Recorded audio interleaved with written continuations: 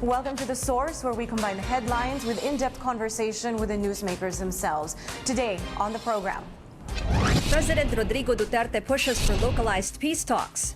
Napagkasunduan yung guiding framework for localized peace engagement at ito po yung framework na napagkasunduan. But communist groups reject the move. Malacañang believes there's a plot to oust the president. I don't think that the Communist Party has any illusion that it can oust any president by itself.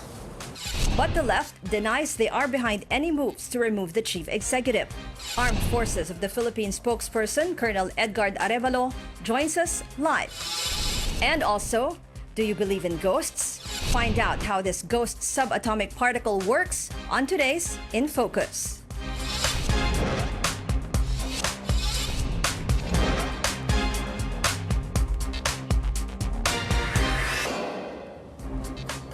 thank you for joining us. Sitting in for Pinky Webb, I'm Ria Tanwatco Trillo. President Rodrigo Duterte is set to issue an executive order to formalize the guidelines on localized peace talks with communists. This after the government and the National Democratic Front of the Philippines canceled the peace negotiations last month. But communist groups firmly reject the proposal, saying localized peace talks are a waste of money and are doomed to fail. Let's go straight to the source of the story. Armed Forces of the Philippines spokesperson, Colonel Edgard Arevalo. Colonel, welcome to the show. Good morning, Ria. Good morning. And to all our televiewers, good morning. It's a pleasure to be here. Okay, nice to have you on. So, let's get right to it. Bakit po sinasuggest nyo na dapat maging localized peace talks instead of having them overseas with a third party? Ria, because we have tried several times and we failed as much times with regard to NDFP level peace talks.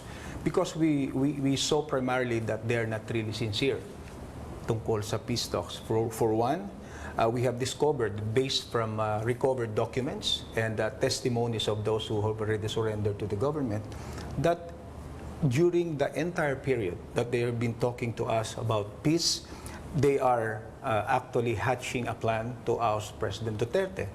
So how come that we are talking to a group that while the right hand is shaking hands with us for peace, the other hand is working out to topple the president? Second, we also have discovered, and we have numbers that would prove that in the period that they were talking to us during peace negotiations, they're conducting what I referred to as the 4 Rs. The first R is regrouping. Second is refurbishing. Third is recruitment. And fourth is recovery of lost grounds. Sa katunayan, nung nag-start ang peace talks, ang bilang natin sa mga regulars nila, nasa around 3,000 sila. But after the cancellation of the talks because of the many violations that they have committed, the number grew up to more than 4,000, just the regulars. So sa nakita natin na ginamit nila ang period na to, and talagang yun ang kanilang game plan, because from the words or the mouth of Mr. Halandon himself, he said in an interview, in a TV interview, he said that when we do peace negotiations, when we conduct peace talks, we are actually going on with our armed struggle. It's our means to pursue our armed struggle, because in the process, they are, as I said, conducting this for peace. So if you're really sincere about negotiating and talking peace with government, you should not be doing all these things. And on top of it, what prompted President Duterte to cancel the ongoing suspension of military operations in February 4 of 2017, when they ambushed soldiers that came from peace and development efforts from the communities at that time that were not supposed to conduct any attacks. And of course, apart from the extortion activities that they continue to deal on during the period that the President said one of the conditions that they should not be doing. Okay, so let's say localized peace talks were to be held. Would this necessarily change the actions of what the Communist Party and their affiliates are doing? Well, as we see it, it will be more beneficial, more practical, and even economical, contrary to what they're claiming. Why? Because the members of the Communist New People's Army their concerns, their issues are not the same all over the country. So I it see. differs by region, it differs by locality. So in conducting this at the local level, we will be able to address them better. Their concerns, they could air it, and then the people who are going to act on it, on these issues, are there, right at the locality. Okay, so you're really going to be dealing with people on the ground who are facing these problems every day in their lives. Yes, exactly. And besides that, we will be able to do it in a manner that it's going to be nationally orchestrated, being the president pushing for this move. It will be centrally managed in the sense that local government units, like in the regional level, could be the one to handle this, and it will be locally supervised and implemented. Okay, so let's take a look at the guidelines. I think this was sent up by the president, no? So something nationally orchestrated, as you said, centrally directed, locally supervised. So who will initiate this? Is it going to be from the AFP or the LGUs? The Armed Forces of the Philippines will primarily be the enabler. Will be providing the environment for peace negotiation, for peace talks. In particular, the local government units will be the one to handle their specific concerns. For example, in the recent, if and when we'll be adopting the localized peace talks, we are going to implement the ECLIP. ECLIP means Enhanced Comprehensive Livelihood Integration Program. Dito sa ECLIP, dito ina-address yung mga importanteng concern locally ng mga members ng Communist New People's Army. For example, unang-una dito, if they enroll in the ECLIP, they will be covered by, will be provided security, safety, and protection by the AFP and the PNP during the period of 3 years of enrollment. Kasama rin dito, bibigyan sila immediately ng 15,000 immediate cash assistance. And after that, they will also be entitled to 50,000 pesos na livelihood seed money for them to start their livelihood program, and to ensure that they will really be integrated to the society and they will be productive members of the communities. Again, bibigyan sila ng mga training sa TESDA, kung ano yung mga skills nila, ano yung mga business and enterprises, for example, or endeavor, na pwedeng gawin doon sa locality. Again, it will be, they will be assisted by TESDA. And apart from that, bibigyan din sila ng benefits under the PhilHealth. Meron din silang program sa Department of Health. So ito yung paglalaanan natin ng salapi na sinasabi ni Ginoong Sison na will be a waste of money. And we just cannot imagine that it is a waste of money if you are going to give these former members of the NPA time and livelihood for them to really start all over again, fresh start, and to become productive members of society. Okay, well, napakaganda yung mga sinasabi niyo, no, Colonel, about what you plan to do for the members or former members. But what exactly does their side need to do in order for this to happen? Well, unang-una, they should indicate their intention to surrender. When they do that, so they would communicate to the local Peace and Order Council. They will communicate that. They can do that either directly, through emissary, through the members of the Armed Forces of the Philippines, which is prevalently happening now at the Eastern Mindanao Command. Sa ngayon, Ms. Ria, if I may mention, umaabot na sa mahigit 7,400 ang sumusuko, nagbabalik loob o nanyo-neutralize in this So nangyayari campaign. na siya actually? Opo, nangyayari na. Actually, itong pag-push na ito ng Armed Forces of the Philippines is brought to the fore by the experience that is now obtaining on the ground. So very encouraging ang resulta nito. So if they communicate that, so makakapag-enroll sila sa programa, balik loob sa pamahalaan, they will bring down their firearms. At yung palang, hindi ko pa nabanggit kanina, yung firearm nila, meron din yung katumbas na halaga. Depende sa firearm na isusurrender nila. So lahat ng ito makikita natin, holistic ang package. And then, hindi lang armed forces, hindi lang isang ahensya ng pamahalaan, kundi lahat ng ahensya ng pamahalaan na may pakialam dito, security, puprovide ng AFP, education, ipuprovide ng DepEd, and then nandyan ang PhilHealth, nandyan ang Department of Health, and of course, other livelihood package and competencies na pwedeng madala like bibigay ng TESDA. Okay, so basically what you're saying is all government departments are ready to help Exactly. in this transition. However, it seems the CPP is not so excited about it. Let's read their statement. The Communist Party of the Philippines, so-called localized peace talks are a sham, sabi nila, a waste of people's money and are doomed to fail. It is a worn-out psy-war tactic to project victory to conceal the continuing failure of the AFP to suppress the people's resistance and stem the steady growth of the NPA. Your reaction to that po? Nangingiti po ako habang binabasa niya sapagkat Natatawa po. inaasahan na po natin yung statement na yan because if we go localized, they will be doomed to the dustbin of history. They will no longer be necessary. At hindi naman talaga sila necessary. I'm referring to the NDFP leadership who are living abroad. Yun pong realidad na dinadanas ng mga Communist New People's Army na sumuko sa atin. Sinasabi nila ang kanilang mga problema, pagod nila sa pagtatago, matagal na paghahabol, taguan sa bundok, paglaban, namamatay, nasusugatan, pamilya nila na hindi nila nakikita. Those are realities na hindi po nakikita ng leadership ng NDFP na matagal na pong nabubuhay ng masarap sa Europa. So, pagka naging localized na po ito, hindi na sila kasama sa equation. Hindi na sila kasama sa usapan. That is why they're doing all their best, all their level best, but they would fail as well in discrediting the local peace talks because even before na pino-formalize natin ito, local peace talks has already gained traction. Yeah, so you're saying it will render them irrelevant? It if would this were to happen. definitely render them irrelevant. Okay, well, Senator Ping Lacson, he's also pushing for localized peace talks, and he also wants CPP founder Joma Sisan out of the picture. Do you agree with this? Si Joma ba dapat hindi nakasali? Opo, sapagkat si Ginoong Sison, lahat po ng hakbangin natin tungo sa usapang pangkapayapaan, lahat po hinahadlangan niya.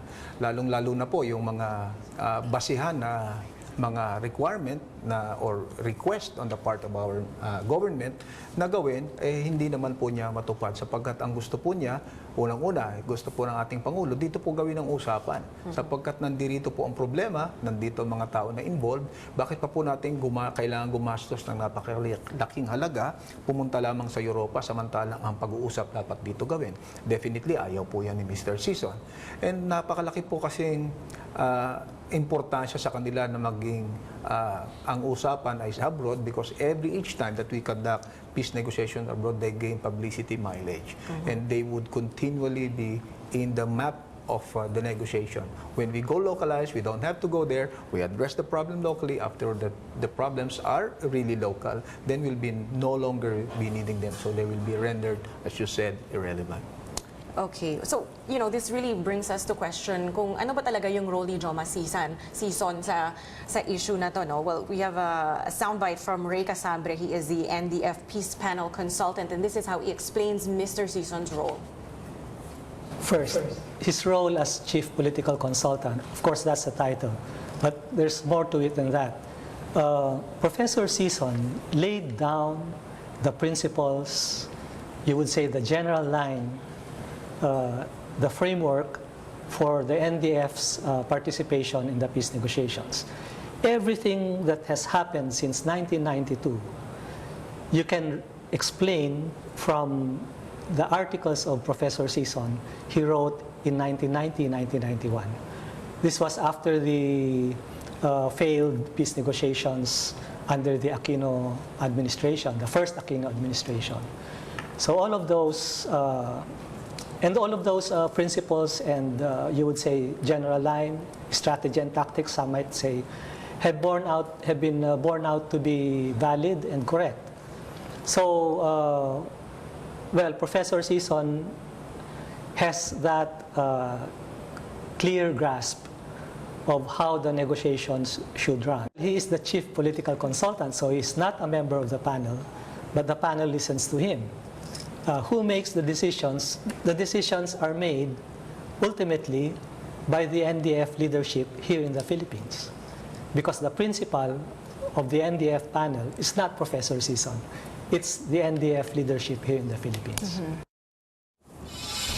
Okay, really interesting statement there by Mr. Rekha Sombra. That's right. The decisions are made ultimately by the NDF leadership here in the Philippines. So, klarong-klaro talaga. So, if Joma Sison is not going to sit down to these talks, sino po dapat? Well, sa nakikita natin, localized peace talks, yung mga commanders nila na sa ground, they can always talk to us locally. And if I may give my unsolicited advice, if he is a consultant or an advisor, there's no preventing us from changing our advisor or our consultant if his advices, the advices that he gave, is no longer responsive to the needs of the time. Sa gaya po ngayon, ang nakikita natin, sabi ko nga kanina, gumugulong na localized peace talks at nagiging successful. So kung nagiging successful yan at tunay naman na katahimikan ang gusto natin, one that is sincere, one that is going to be lasting, then one that is going to give results to the benefit of the Filipino nation, gawin natin. And then, if he truly loves the Philippines, if he truly loves the Filipinos, whom he says he's trying, the interest he's trying to protect, then he must read the signs in the wall that says it's time to go local, it's time to talk about this problem locally, then come home to the Philippines and let's talk peace in a manner that would really bring about the real peace and development that our people has long been yearning for. Okay, well, he's been away for decades, so Yes. he seems to like Since it over there. 1986, he was already in. All right, Colonel, we're going to be taking a short break. This is a source on CNN Philippines. Still to come, is there an ongoing plot to oust the president? AFP spokesperson Edgard Arevalo will still be with us after the break. You're watching The Source on CNN Philippines. Our guest today, Armed Forces of the Philippines spokesperson, Colonel Edgard Arevalo. So, Colonel, before we leave the topic of localized peace talks, this is coming from an executive order. Kailan po ba talagang marirelease tong executive order na to?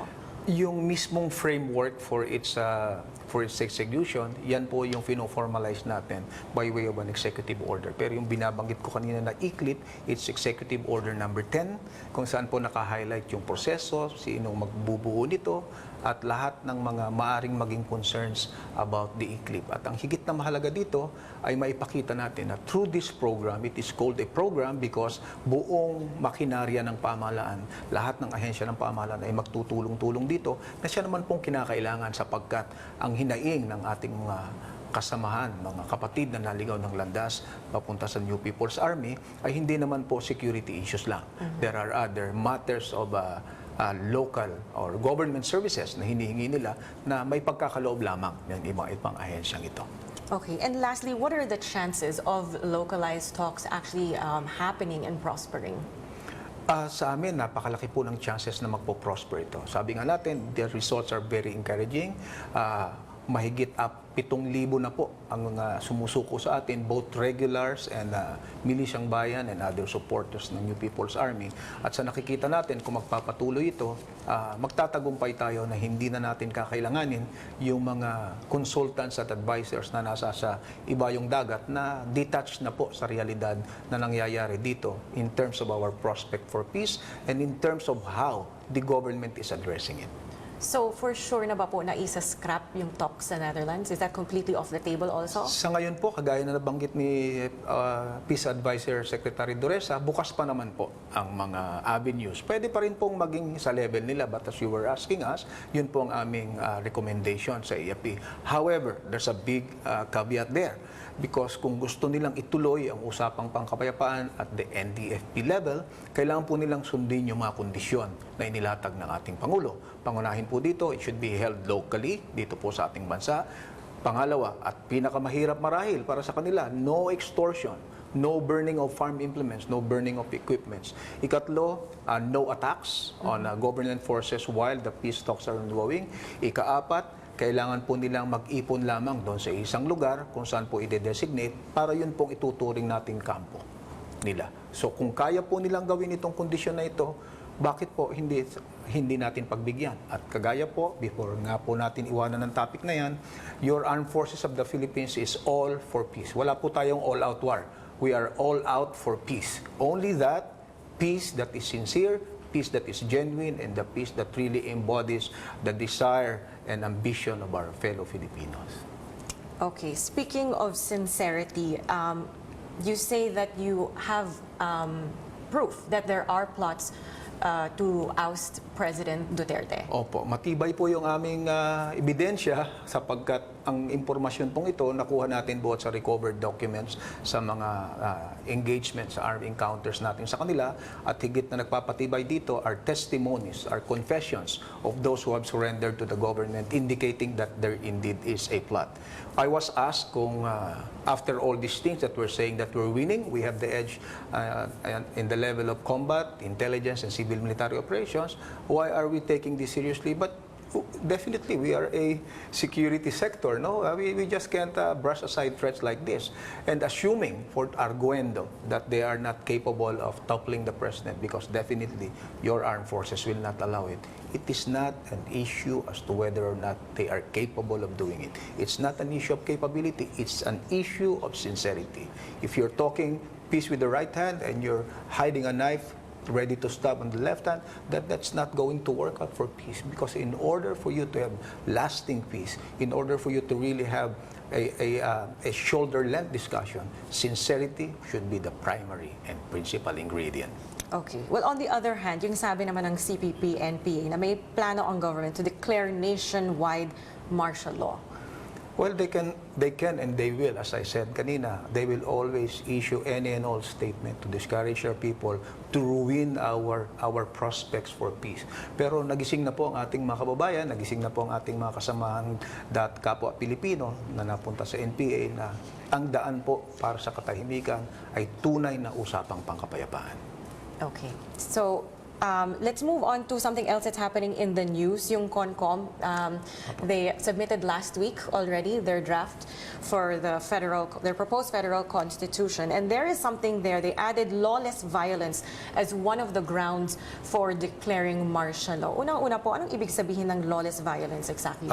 Actually, I would like to defer that sana to the framers of this constitution, or at least the ones who studied this and made that recommendation as to how they define lawless violence. But probably, if we can look at it from the perspective of the Marawi incident, nakita natin dito ang kung ano ang pwedeng maging definition ng lawless violence.